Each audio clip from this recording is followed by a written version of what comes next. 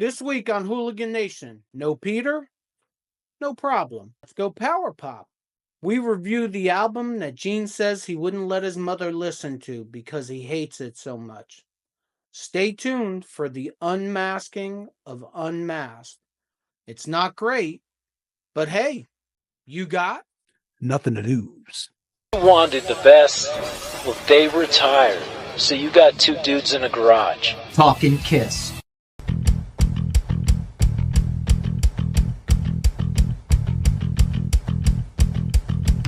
Welcome back to Hooligan Nation, a KISS-Centric podcast. I'm Anthony. And I'm Rocco. Oh, there he is. He's right there. So let's get to business. What'd you think of last week's episode? Well, I love that album. You love that album. It was a lot of great songs. I mean, hopefully, if you're a KISS fan that saw that episode and you didn't really give Dynasty much of a chance, hopefully after our review, you dive back in and enjoy it as much as we do. Yeah, I just think it's an all-around good album. It's got its disco moments that I don't like, but all around it's a good album, and I like it. And there really isn't much, there really isn't much more to say about it. It's a good KISS album. Absolutely. It's a little different. It's a little different of a sound. It's not anywhere near as different of a sound as this week's record is. Yeah, I would say I'm honestly not as excited to do this album as I was for the last one. I mean, I like Unmasked. I'll be upfront. I like Unmasked. I always have, but you got to go into it with an open mind. Well, after re-listening to it, I do realize that it's probably the least listened album for me from all the albums of the early KISS. Yeah, I might have to agree with that. It's what did I say last week? It's almost like a guilty pleasure. I mean, we'll get into it. Right. I mean, we'll get into it. Like, I think for me, I don't really see a lot of bad songs on it, but for me, it's like the most nondescript album. None of the songs stand out to me, but we'll get to it. But none of the songs, there's not really songs I would say are bad songs, but nothing really stands out to me as far as song. On Dynasty, you know, there's Sure Know Something, there's Hard Times, there's songs that stick out to me as songs that I would look forward to listen to. These are like nice grooves, decent songs, but I don't know. When we go through, I have personal interest, personal comments on everything. So I'll give you a little more, elaborate more. But again, my overall take was nothing really stood out. All right, let's get going with this. You got any news? I do.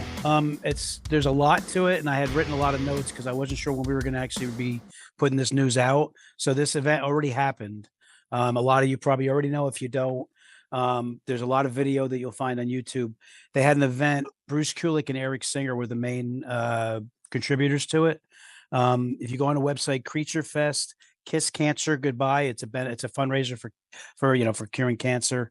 A lot of artists were on here. They did a lot of cool stuff. They did like Anton Fig was there, and he did some feature stuff from the Unmasked and Dynasty album.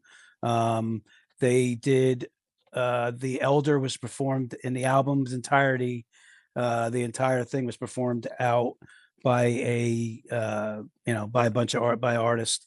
I don't think the one band I have in there that was on there a lot was the Handsome Devils. They did War Machine. Also from wrestling fame, Chris Jericho was there, did Meet and Greet, and he also had his band Quarantine, did some songs. They did All Hell's Breaking Loose, Good Girl Gone Bad, Who Wants to Be Lonely and Lick It Up. Bruce and Eric did Larger Than Life. It's really cool. There's a lot of good videos on there, and I had talked to you. I know it was in Sarasota, Florida, and it was December 6th through the 8th. And if it was in New Jersey, I think me and you would have did everything we could to get there. I think it was like $49 for to general admission and stuff. But they also had merchandising people there selling KISS merch. Like the overall event sounded really cool. So I just want to put that out there. You can check out some good videos. Kiss Cancer Goodbye. And the website, if you want to go into the website, it's Creatures Fest, Kiss Cancer Goodbye. That's what I got for news. Yeah, so my 2 cents, it sounds to me like it's very much a different kind of Kiss Expo is what they're trying to make it, which I think is a great thing. Um, I think now that the band is at least allegedly retired, somebody should bring the expos back. Yeah, I'm And with it. it's for a good cause. It should be near and dear to most Kiss fans' hearts because Eric Carr died of cancer. The fact that Bruce Kulick, Eric Singer, and Anton Fig was there was great. Last year it was a 1-day event. Ace was there. Ace is touring this year, so I'm kind of thinking that that's probably why he wasn't there. We're taping this episode like 3 weeks ahead because of the holidays coming up. So that's why you're getting this, and you probably already seen it and everything, but it is what it is. It's the magic of television, I guess. It was for a good cause. I mean, I'm a cancer survivor as of this past year, so it's definitely a good cause, and a lot of great artists were there. So a lot of actually members that have or artists that have actually had some interaction with Kiss through different times too. So And I'm guessing that you don't know this. Maybe more Kiss fans don't know this, but Chris Jericho is a huge Kiss fan. yeah, I knew that. Huge. He does a podcast. He's had Paul Stanley on the podcast. He went full fanboy on the podcast with Paul Stanley. And Quarantine is a Kiss tribute band that he started up during COVID times. Wow, That's I why didn't know they that. named them Quarantine. And what to me is the really cool part is they do 80s Kiss. Oh yeah. I saw Look It Up and Who Wants to Be Lonely. Yep, they do 80s Kiss. And I don't think they've recorded anything. Like I can't find anything on Spotify, but you can find it on YouTube. And they do live shows. I would love to see Quarantine live. And I like his takes on the 80s songs. Most tribute acts get in makeup and play 70s Kiss. He's pretty much cornered the market on the 80s Kiss, and they do it really well. So it's just an added thing. That was a good nugget. I like it. Oh, well, you're welcome. Does that mean I can take the rest of the day off? No, we're just getting started, cuz. Oh, all right. What do you got for music we're listening to? It's pretty interesting. And I think you vaguely remember me being very much into the band Black and Blue back in the day. Oh, oh. So Is that my mom calling me? so Hold On to 18, The Strong, Chains Around Heaven, Wicked Bitch. Yeah, I'd never put the connection together about Tommy Thayer and Black and Blue, even though I knew Black and Blue had a guy named Tommy Thayer in it. So I thought it was kind of funny as I was looking at listen. I literally randomly was looking for that song Hold On to 18 again, because that whole album is great. I love that first album they had. And Tommy Thayer does some really good guitar work in it, and the vocalist is real. I like this. I like the singing a lot in it. But it was kind of funny because I didn't put two and two together until recently. So I thought that'd be an interesting little music listening that I'm putting out there for you guys. So the vocalist was vocaling? He was vocaling. Good for him. Good for him and his vocaling. Look, let's clear this up, okay? I don't dislike Tommy Thayer. I don't like Tommy Thayer in the makeup. That's first and foremost. Secondly, I don't like the fact that Tommy Thayer seems to steal all of his moves from Ace Frehley. That bothers me. I've said this before. Black and Blue, I thought was a really good band. I did. I agree with you. That first record is a very good record. I don't dislike Tommy Thayer as a person. The makeup is a problem, but the makeup is less of a problem than the whole stage act. The whole Right. stage act is a real problem to me. I don't believe that Eric Singer acts like Peter Criss. He may wear his makeup, he may sing his songs. I just saw something the other day, like I'm going to say this over and over again because I get a lot of my information from Three Sides of the Coin podcast. They brought up the whole Eric Singer, Tommy Thayer thing in an old episode. I'm sure it was old. And they brought up the fact that Eric Singer sings Beth differently than Peter did. And I was thinking back at the end of the road tour, and I said to myself, now it was pretty much the same. But back in 2016, and I had checked out. I mean, I was checked out in 2016. KISS did Beth with the whole band on the stage live. And it's good. And more importantly, at least for me, is it's different. So for you, it's on YouTube. And for you all out there, if you don't know what I'm talking about, YouTube Kiss Beth Live 2016. And if you haven't seen it before, it might be a little interesting. It was to me. I thought it was a really good version of Beth, and they changed it up, which I thought was really good. And if they could have ever figured out how to change up Tommy Thayer walking backwards and doing all of Ace's moves, that would have been great also. You were able to get through it without hearing the orchestra? No orchestra. I'm saying you were able to get through it without. I know that's your favorite. Yep, no orchestra. It was. Look, I'm just playing. I don't know. I have said this before. I like Beth acoustically better than the original version. Again, broken record. I love the Beth version in Unplugged, but this version was pretty good. It was interesting for the ears and it was interesting for the eyes, both, because all the members were out there. And when Peter sang it, it was just Peter in the crowd.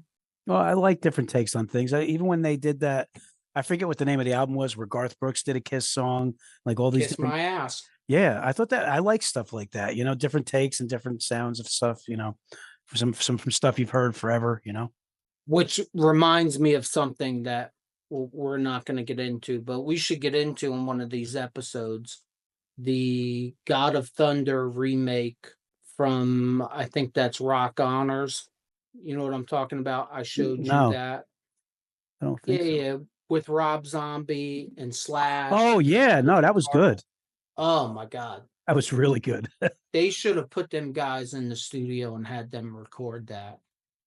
Because that is the, I don't want to say it's the best version, but that's a very good version of that song that I They liked made a Kiss lot. proud. They made Kiss proud on that. That's for damn sure. Absolutely. Absolutely. All right, you got anything else? For music I'm listening to, nope. That's pretty much all I got, and my news is all caught up. So, I think we're on to let's get some info on the album. All right, Unmasked was released May 20th, 1980. It was recorded at the record plant in New York City. It is 39 minutes and 46 seconds long. It was released by Casablanca Records, and it was produced again by Vinnie Poncia. Kiss released 3 singles off of this record: Shandy, Talk to Me, and Tomorrow. Unmasked went gold in the United States, so it sold 500,000 copies.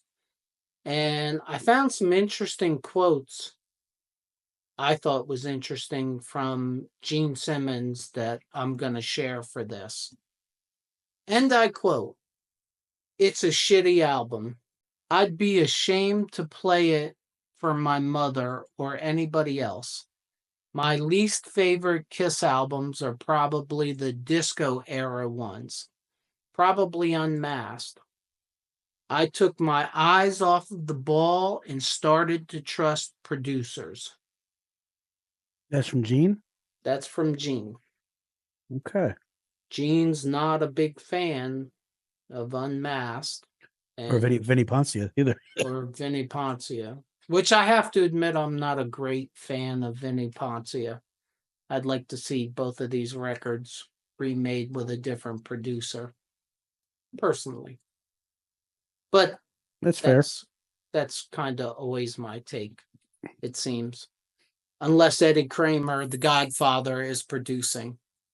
So one of the cool things about this record that I'm pretty sure most everybody already knows is Peter Criss has nothing to do with this record. He is only on the cover. We'll see this again with Creatures of the Night, but this is the first time he has nothing to do with this record at all. Anton Fig plays all the drums. There is a few additional musicians on this record. Anton Fig, Vinny Poncia plays keyboards, percussion, backing vocals, along with producing. Some dude, Tom Harper, plays bass on Shandy. I guess Gene called out sick that day. I don't know. Holly Knight plays keyboards, and Bob Kulick is in here as additional guitar. It is not specific to which song. So I just wanted to throw that in there. The cover art. Now, here's something nice I do have to say. I have heard more than once Paul hates the cover of Unmasked. I like it.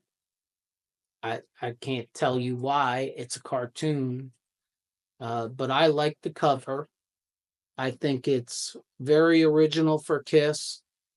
I can remember being a dumb little kid when I got this record, and I'm sure it wasn't 1980, but I probably got it around 82 or 83.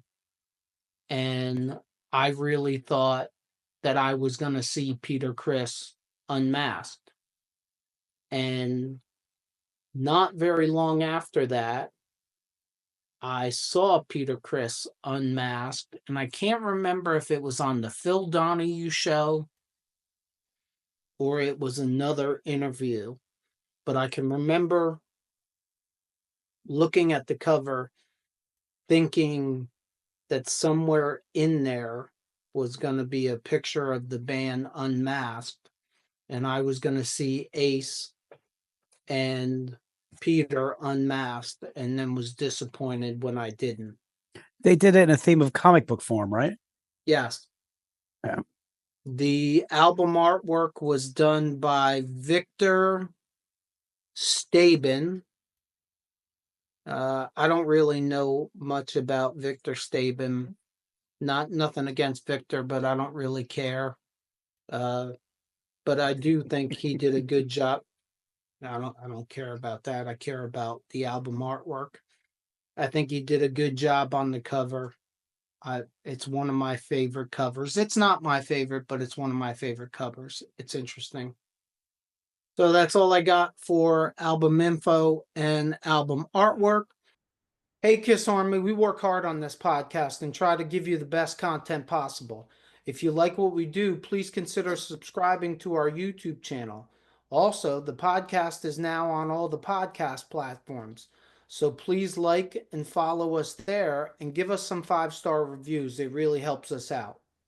And while you're there, let us know if there's any Kiss subjects that you would like us to cover in future episodes. We thank you for being part of the hooligan community. The songs. All right. So we start with the first one, Is That You? And what I have for Is That You echo sounding vocals from Paul, steady groove, teeny bopper. I kind of like it. I read an old review of this album that calls it power pop. I kind of that actually makes sense. Actually, power pop. And I have to agree. I'll say this for the whole record. It seems a little flat to me, but I think that's because of the disco production. But if this is power pop, I might like power pop. So I think it's good. I like Is That You?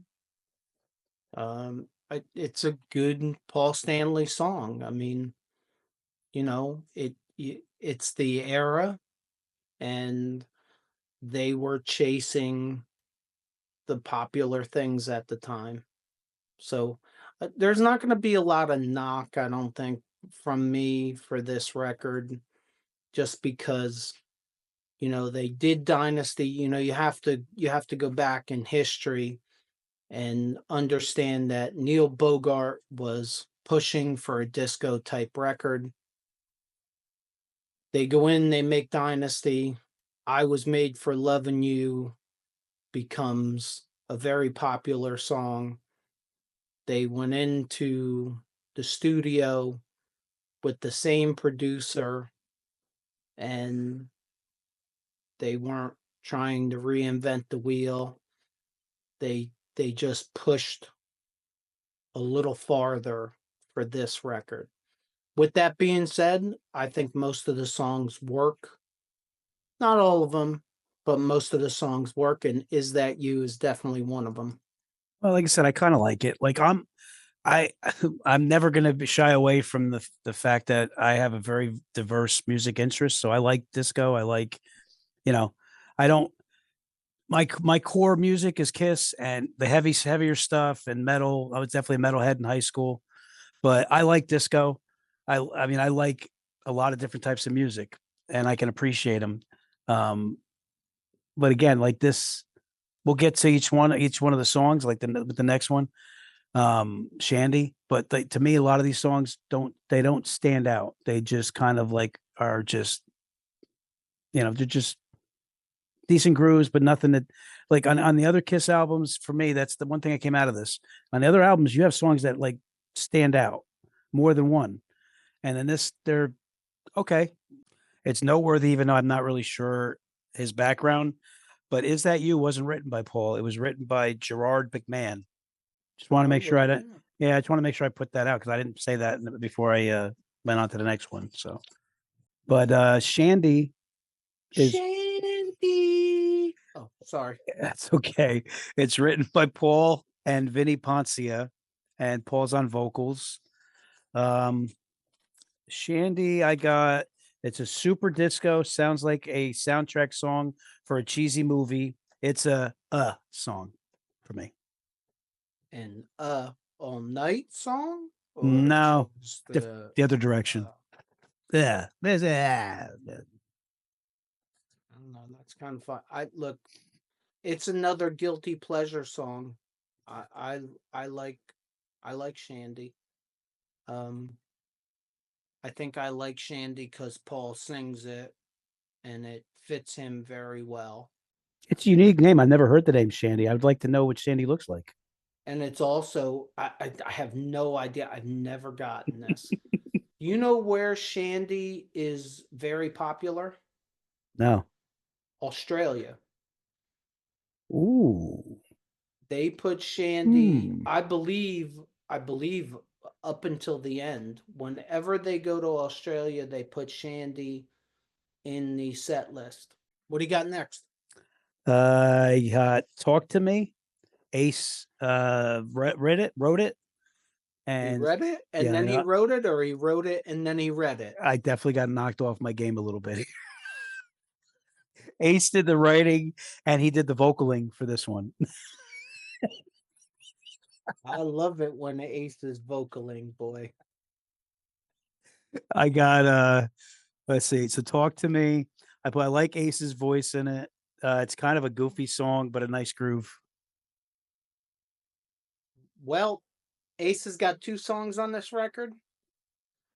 This is definitely the better song to me.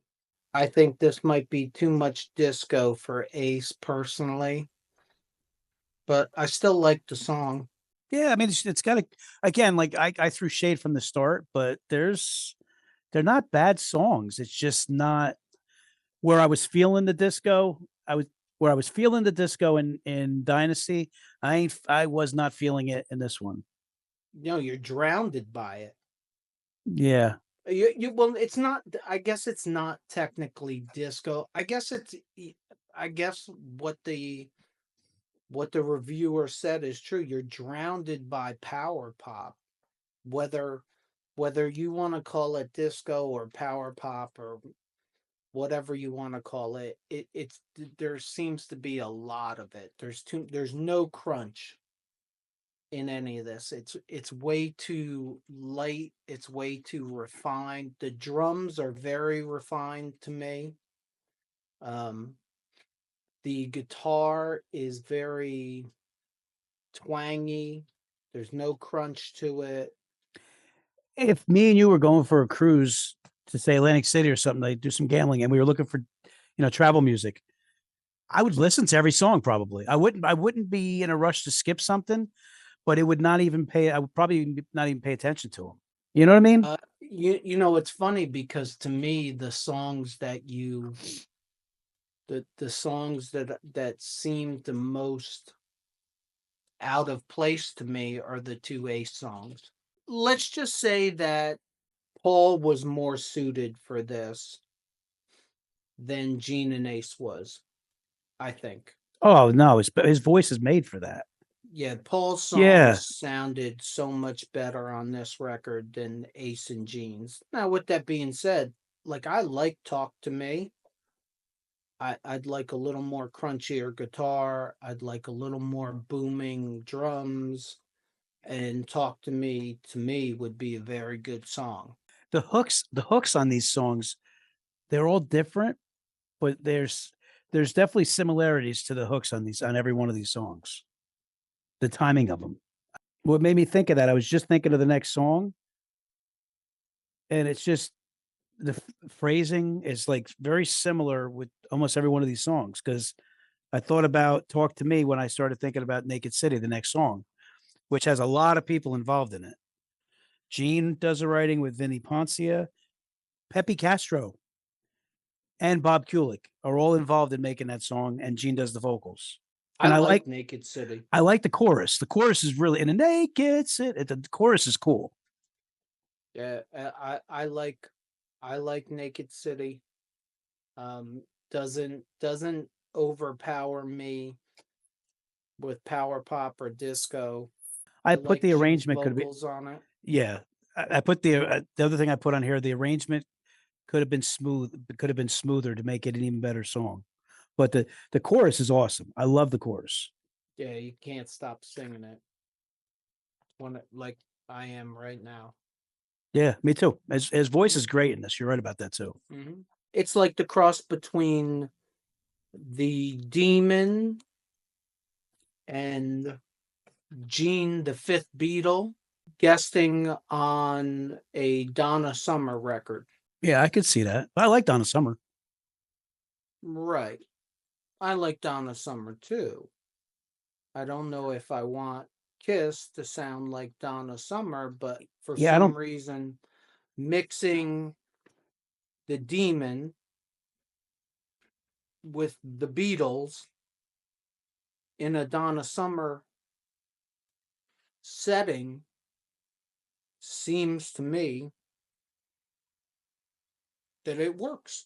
Well, I don't think I'd want to hear Donna Summer sing Black Diamond either. No. Although, if she was still alive, that would be interesting. Yeah, this is true. Right, even if she's dead, that'd be even more interesting. It would be even more interesting. You're right. So the fifth song I got on here is "What Makes the World Go Round." Paul and Vinny Poncia tag teamed the writing on that, and then Paul did the vocals. What I got is I definitely don't think I listen to this very often. I don't remember it at all. And remember, I was telling about the Skippy thing. This may be it's catchy, but it may be possibly a skip. But I'd have to consciously think about skipping it, but it may be a skip. Yeah, it's not. It it's it's nondescript to me. It's Good label for that one. probably one of my. It's in the bottom three, in my opinion, for this album. All right. And then we got the number 6 song, Tomorrow, Paul and Vinny Poncia. Paul does the vocals. Paul has a connection with Tomorrow. He seems like he does Tomorrow. That uses the word tomorrow an awful lot in songs. But I like the chorus. The theme on this album, a lot of similar songs. Not much stands out on its own. Again, I wrote that in here, but I said it before. Again, it's not something that stands on its own, but I do like the chorus on Tomorrow. Yeah, that's all I got for Tomorrow. I must be schizophrenic, I guess. I'm not really sure. I like it, and one of the reasons why I like it is, again, I feel like the song was influenced by Paul's solo record. You could slide that song right into Paul's solo record and it would fit right in. Well said. And I agree. I liked Paul's solo record, so I'm okay with the song. Yeah, I I'm liked it. okay with it. It's not going on my KISS greatest hits record. It's not in my top. It's probably not in my top 50 favorite KISS songs, but it has its place. I like the vocals. His songs to me organically sound better. See that? You're influencing me that now all of a sudden I'm using that word. Do it. Just do it. Thank you. Sorry, guys. I still got that Oh, ringing in my head from that episode. oh no, don't apologize to them. That's trailer material right there. Yeah, they'll think we're filming Paul's episode again. So the next one is Two Sides of the Coin. Ace does the writing, Ace does the vocals. There's very few songs that I don't like that Ace does. This is probably on my towards the bottom of the list for Ace for me. I don't dislike the song, but it's got a cool chorus, but it's a very cheesy tune. Nondescript, I would say again. All right, so the first thing is I got it wrong. Ace has 3 songs on this record, not 2. Yeah, I know. Okay. I like the song. It's like a guilty pleasure like of the song. I understand what you're saying. I agree with you completely. I think the song fits his voice. Again, I don't like the guitars. They're too twangy to me. I want a little crunch. But I like the song. That makes me think of another thing about this album as a whole, and even Dynasty. They weren't looking to show any guitar hero for a rock band in these albums. That's another thing that makes you stand out. They tamed down the solos. There's some nice, tasteful melodic solos, but they don't feature them. They're not the feature. She is so European. I hate it. Yeah, I'm not a big fan. It's a very dated song completely. I wrote "It's Okay," trying to throw it a bone. The Gene and Vinny Poncia wrote it. Gene does the vocals. Yeah, I wrote that it's okay, but if I'm being honest, I really don't like the song. Again, it's got a little bit of a groove and some catchiness to it. So it's not something that I would probably skip unless I focused on skipping it. I'd probably just let it roll until the next one. But I'd rather go into the next one. I think Vinny Poncia was probably a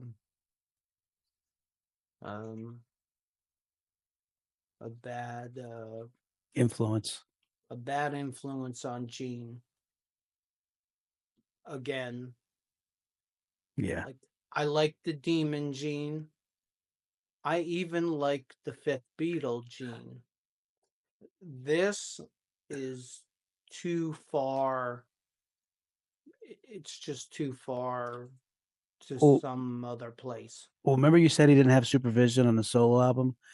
Gene is definitely an idea man. And I think that this is probably a combination of him coming up with an idea and he's like, Gene, I love it. Do it. I Mm. love it. I love it. You got to go with it. And he should have not listened. Somebody's got to get a hold. I've never seen a interview with Vinnie Poncia. Somebody's got to get a hold of Vinnie Poncia, and I know that his background is in different music than KISS had put out. He's 82 years old. Yeah, so if somebody doesn't get a hold of Vinnie Poncia soon, it'll never happen. I've never seen an interview with him. I would love for somebody. It doesn't have to be us, but I would love to see somebody get an interview with him just to get his take on it. The House of Cards was building and building. We've now gotten to the point. We're at that point now. We're at that point, and it's pretty funny. Like, not to go too far ahead, but it's pretty funny that we find Gene's comment over the record, and then you look back and the next record is The Elder, and they dumped Vinnie Poncia and they went with Tried and True with Bob Ezrin, and it got worse. And it got a lot worse. And like I was telling you a couple weeks ago, like The Elder is going to be an interesting experience for me because I know some of the songs that came out, but I don't remember listening to the album. I remember hearing bad stuff about it when I was a kid, that it was a crap. It wasn't worth even listening to. And I think I even bought the vinyl, but I don't think I ever listened to it.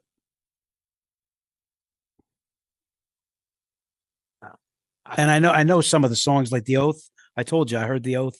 We'll get to it, but we'll get to it, because if there's any KISS record that needs to have its own episode, it's The Elder. Yeah. This music just didn't fit Ace and Gene. It just didn't. I mean, two sides of the coin is not a terrible record. It's not a terrible song. Talk to Me isn't a terrible song. It's just not. I think if you interviewed Ace and you asked him about it, he would say that he wished he could re-record it. I'll tell you I tell you one thing that I think you'll say is a pretty decent take. Dynasty and this album do not belong in the same room. No, Dynasty is a much better album. Like I said, they just went too far. Yeah. And look, the funny part of them going too far is they go even farther next record. You talk about going out in the weeds. Oh my God.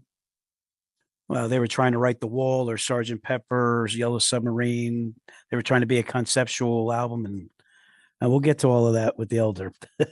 The next song I have on here is Easy as It Seems. You got Paul and Vinnie Poncia again. Paul does the vocals.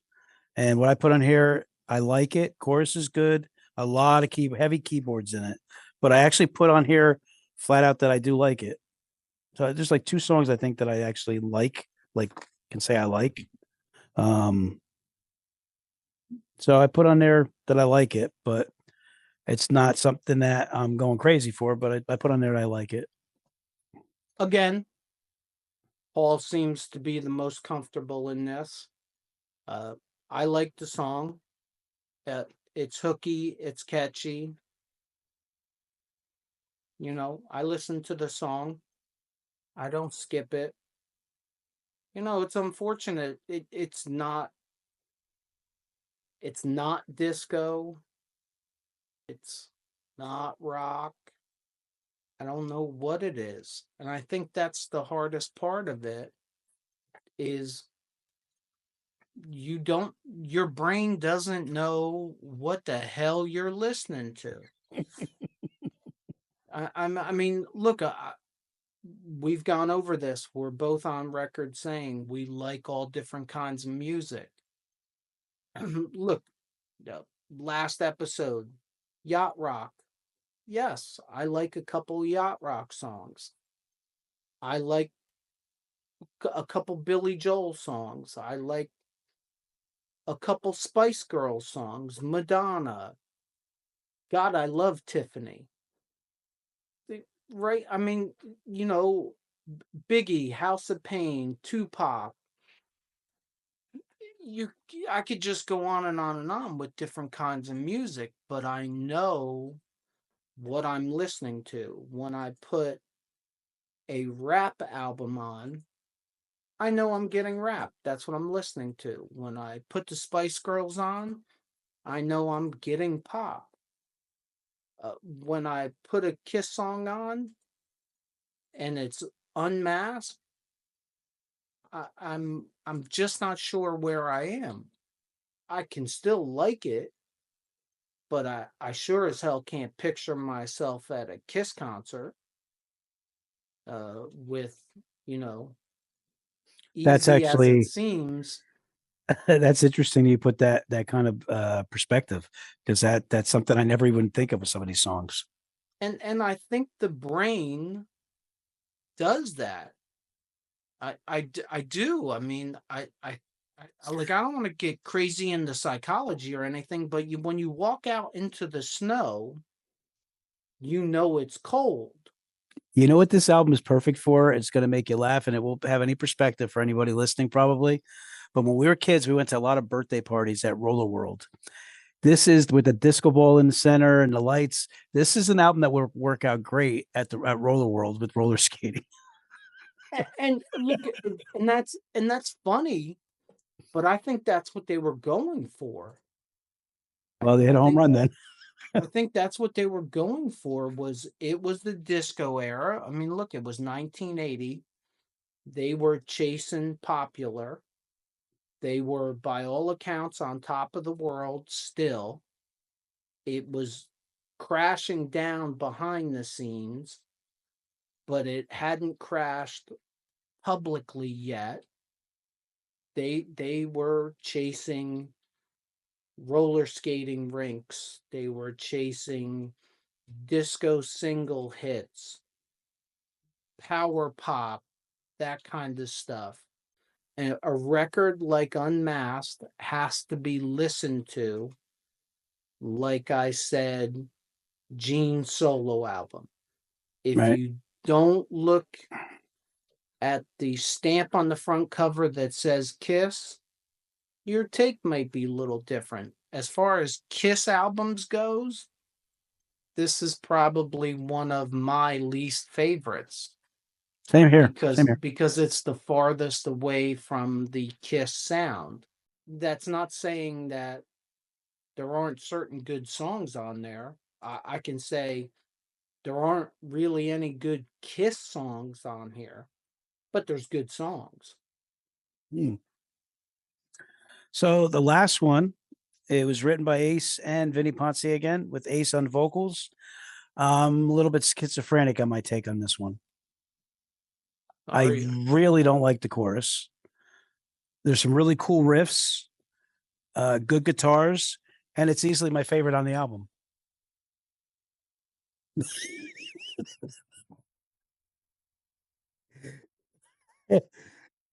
Yeah, Are we talking about Torpedo Girl? I don't like the chorus. I just really I don't like the chorus. look, I love Ace. I I hate this song. There's some cool riffs on it. I, the song. I hate the song. The song is so stupid to me. It is stupid. It's just too far out there. For Well, lack of a better term, it's too far out there into outer space for me. yeah, I put that take when I listened to this the other day, and I put easily my my favorite on the album. But I don't know. I think honestly, if I'm looking at this again, I really do like it Naked City. So I think I'm going to change that. I think Naked City is my favorite on the album. But again, this is not something that's easily defined. It's not an album where you can easily say, yeah, that's a great song. It's a great, because it was a weird kind of album for me. Torpedo Girl and She's So European are my two least favorite songs on this record. And it's funny because I like interesting beginnings. So let me explain that. I like the beginning of Detroit Rock City on Destroyer. I Oh yeah, like with the talking and stuff.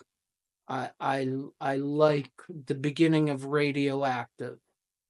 I like God of Thunder with the kids giggling in the background for whatever reason. I like it When too. when you put Torpedo Girl on and it starts with this, right, and it starts with that summer, I'm so hopeful. And then the music starts, and hope is sucked out of my body, out of every orifice. I just had to hear it again because the only thing I think of the song is the little light torpedo girl. I don't like that. I don't like that guitar twang sound. I don't like the drums on it. I don't I love Ace. I don't like anything about that song. That would probably be my biggest question to ask Ace. Hey, what do you think of Torpedo Girl? I may have gotten swayed originally when I listened to it because of the riff is kind of cool. But again, if I never listen to Torpedo Girl again the rest of my life, I will be fine. I'll be okay. I'm sure there's Kiss fans and Ace fans out there that love Torpedo Girl. And if you're one of them, drop it in the comments below because that blows my mind every time. I hate that song. Next. You're All That I Want. I like the rhythm guitar in it. Other than that, it's kind of like it sounds like a Xanadu song from like something that Olivia Newton-John would be involved in. Wow. Wow.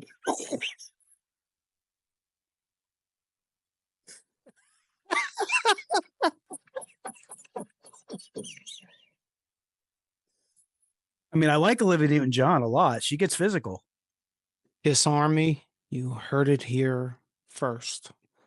Gene Simmons does Olivia Newton-John. Wow. I don't even know where to go. What's that? What's that used to say? Pa-pow!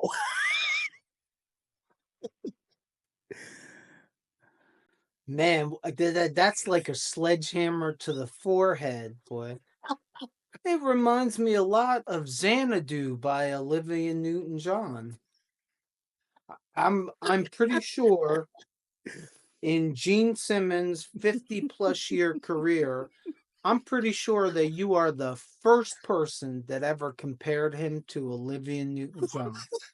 Hey, listen, man. He is the guy who wished upon a star and it was at Disney World. Victor tried to break the internet, and if he didn't succeed, I'm pretty sure that statement may succeed in breaking the internet. All right, so let's check out the stage show. This is going to be a really long, drawn out segment. The stage show for Unmasked is the same as the stage show from Dynasty. Yeah, stage show looks the same to me from Dynasty to Unmasked. So just in case anybody didn't listen to the Dynasty episode, go back and listen to the Dynasty episode. No.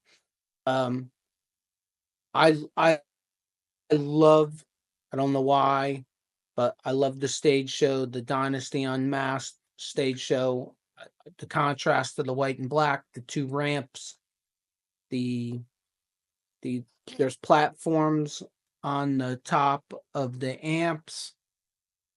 It looks like the drum set is almost enclosed. Yeah, that's all I got. So let's just go to set list. Okay. So for set list, started out with Detroit Rock City, then Cold Gin, then Strutter, then Calling Dr. Love, then Firehouse, then Talk to Me, then Is That You, then 2000 Man, then there was a guitar solo, then I Was Made for Loving You, New York Groove, Love Gun, then a bass solo, and Gene's Theatrics, God of Thunder, then a drum solo, and then the encore started with King of the Nighttime World, Black Diamond, and they wrapped the whole thing up with Rock and Roll All Night. It's a pretty good set list. It is. Like I said, I think I talked to you about it before when we were doing some prep. The two surprises on there for me was Talk to Me and Is That You. I think Talk to Me is more of a surprise to me than Is That You. But they're neither one of them, considering that's the new record. It's probably the only time they ever had them in the set list after, that year. I'm guessing you're right. Yeah. Absolutely.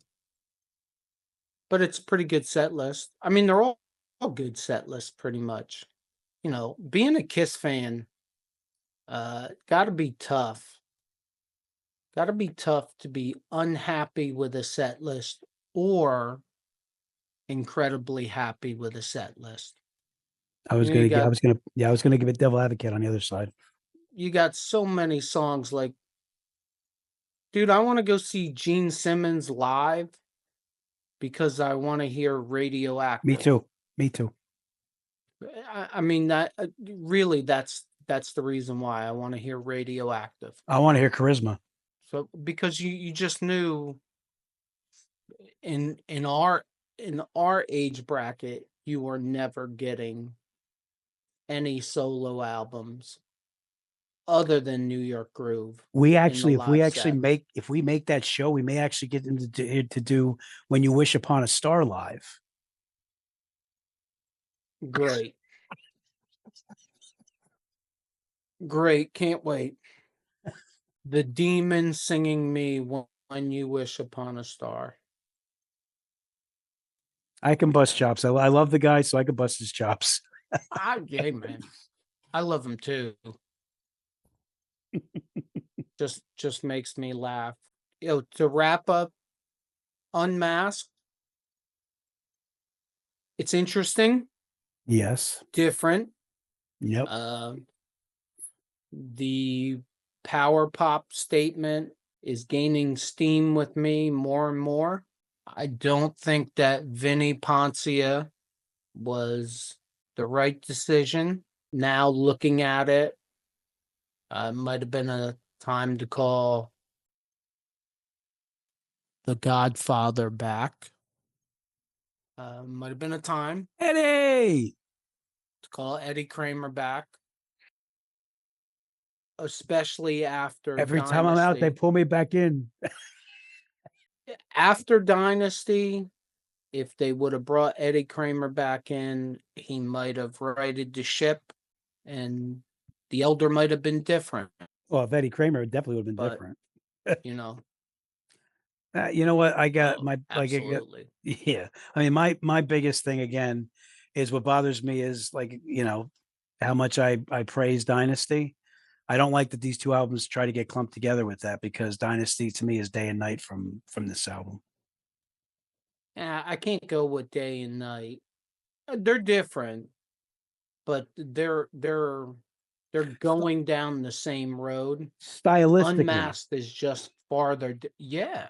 Stylistically, yes. No, stylistically, but quality of good songs, to me, it's day and night. Nothing really stands out too much for me on this album. There's a lot of standout songs for me in Dynasty. Yeah, I think it's a little more even. Just in my opinion. I think for me, it's a little more even, maybe. When push comes to shove, I don't think Dynasty or Unmasked is making either of our top 10s for KISS albums.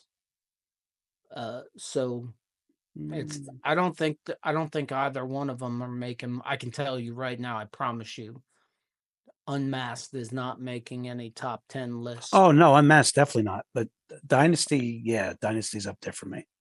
Yeah, I don't see Dynasty making my top 10 either. But the Elder's not making it. It's going to be interesting once we're done with the whole entire thing. It's going to be, most all the albums. It's going to be interesting to see how we rate them because we're definitely going to be doing our top 10. For sure. I want to do it now. Yeah, you got anything else? No, like I said, that album, there's some songs that probably could have been tweaked a little bit differently, maybe reworked a little bit. Unmasked is another one that what's that guy's Nader, the Frankenstein dude that does the reworking. He did Hotter Than Hell.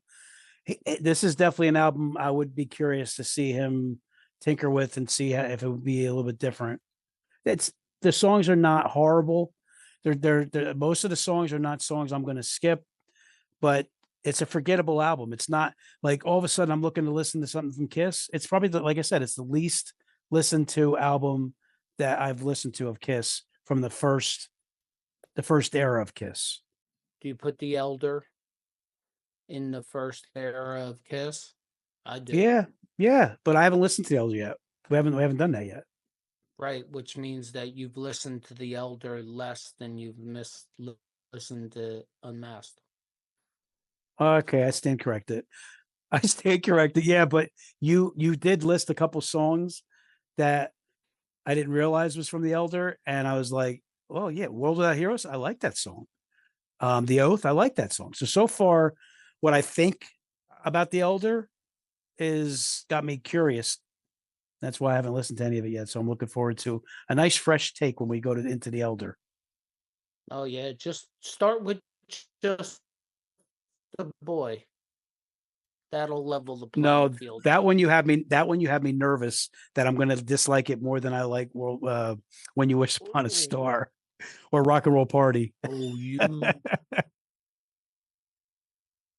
you should be nervous, and you like Just a Boy. Please put it in the comments below. All right, with all that being said, I think we've done as much as we can do with our unmasking of Unmasked. So before we go today, check out the video.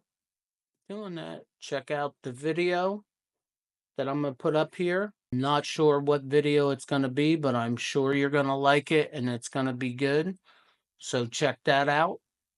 And with all that being said, don't ever forget, kids, if it's too loud, you are too old. Peace out.